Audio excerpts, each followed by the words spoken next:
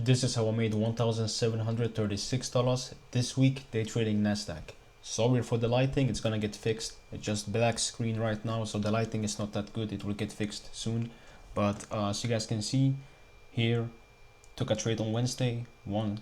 And then I took a trade on Friday, I lost. So in equal, like total for the week, it's $434, and I have 4 accounts, as you guys can see here, 1, 2, 3, 4. So 434 times 4 equals $1,736. So, and here's also the proof.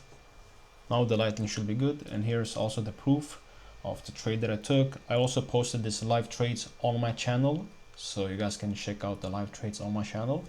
But yeah, I'm basically just gonna break down the trades that I caught and why I took them. So before I also get started, if you guys want to take the same trades as me, complete it for free, then click the link in the description for my free Discord. So let's get started. So let me see what date am I on here. Friday, okay. Start new here. So when I came to the market on Wednesday, because Wednesday is when I took my first trade, this is how it looked like. Okay, so I went by going to the daily first. I can see that clearly we are at all-time highs. Price is pushing up strongly. We already had our retrace down here, so I was not expecting supply to happen. As you guys know, I trade supply and demand, so I was not expecting a supply to happen because I was very confident that we could go up and make another all-time high, you know, because when price is trending like up like this, especially when we are at all-time high, it's very risky to take a short setup, you know, to look for supplies. So mainly sometimes I do, sometimes I still take supplies, but I might lower my risk, or only if I'm super confident, you know, but that comes from experience. But mainly my bias was bullish coming into Wednesday. So then I went down to the 4 hour, and yeah, let me just fast forward to when my session starts. Okay, like right here. So at open, this is what the 4 hour looked like on open. I can see that we were first here respecting the structure. Price was making lower lows, lower highs, and then here with this push up, we broke above these highs and these highs. So what does that indicate to you? It indicates that we got a market structure shift, and we should now be looking for mainly demands happening, because the 4 hour shows bullish now. You know, we broke structure above here. So yeah, that's the only thing I looked at the 4 hour. Didn't see anything interesting other than that. I went down to the 1 hour.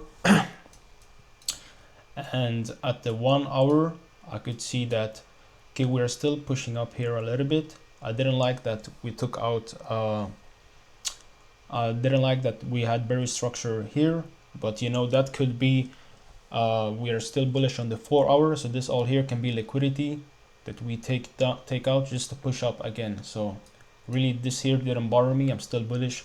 So then I dropped down to the 15-minute, and the 15-minute here was telling me still that we are respecting this high low here.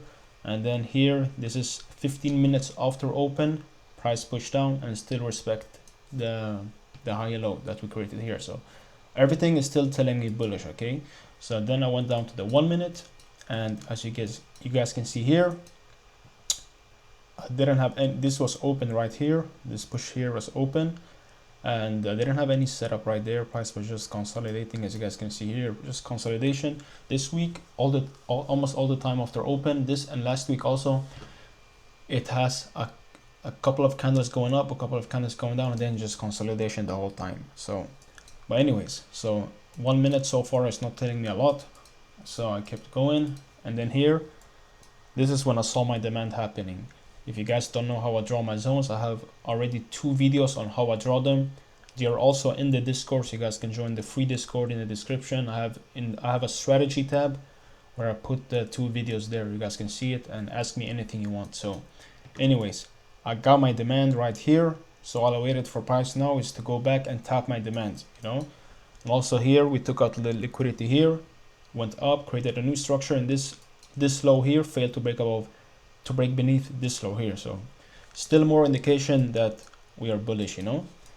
And most important thing is that we're all-time highs, you know. So I waited for price to go back down to tap my zone, and this is where price tapped my zone. I didn't buy directly when price taps the zone because, as you guys know, I like to wait for my entry confirmation, which is a break above or beneath the previous candle's high, you know. So this is here candle, the next candle, this one broke above it. As you can see, this candle broke above the previous candle's high right there. So that's where I entered, put my stop loss down here, and entry here, targeted 1 to 2 because we do also have liquidity up here that I was aiming for. You guys can see it also in the live trade. Of course, I recorded this trade. Go to my Wednesday video and you guys will see I took this trade.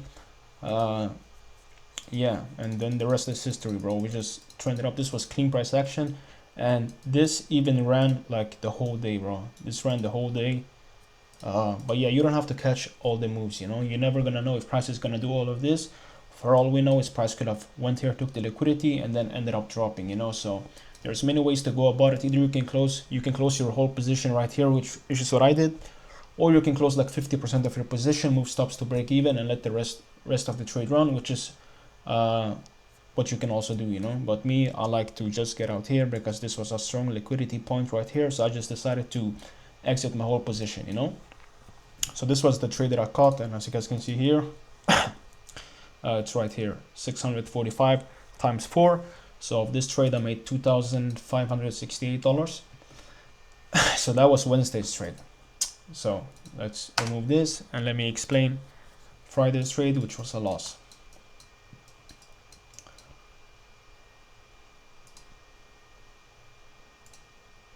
Okay, so coming into Friday, this is what the daily candle looked. Yes, we are at all-time highs. We have a lot of consecutive bullish candles also, which indicates that we should be looking for demand. But I was willing to take shorts this day because we were like so high up. So I was willing to take a short here with small risk, you know, if that opportunity presented itself, which it did. So I came to the daily chart, we pushed up. Yes, we are bullish, but like I said, I'm still looking for demand because I feel like we have pushed way too up and we should expect some downside, you know. So I was willing to take demands and supplies coming into Friday. Went down to the 4 hour. The 4 hour, let me go to this session. The 4 hour looked bullish, but this bearish candle right here indicated to me that we could push down and take the liquidity that is sitting right here. Okay, so then I went down to the 1 hour, and we are still respecting bullish structure here, but you have to think we are at all-time highs and we are getting a strong retrace. So this retrace could be now us aiming to take out these liquidities down here and these liquidities down here. I was so confident that this liquidity here was gonna get taken out, you know. So on the 1 hour it's looking bullish, but I can see that from experience I can take shorts also, you know, just the fact that we reacted this strongly of all-time highs. So then I went to the 15-minute. If I click one more candle, okay, yeah, you see we took out this liquidity. What we did also, we are in a bearish structure, so I am following a structure on the lower time frame, you know. So I was willing to take that risk. I don't see anything else on the 15-minute besides that. I didn't like that we took out this liquidity and after that we got our setup, so that's the only negative thing. But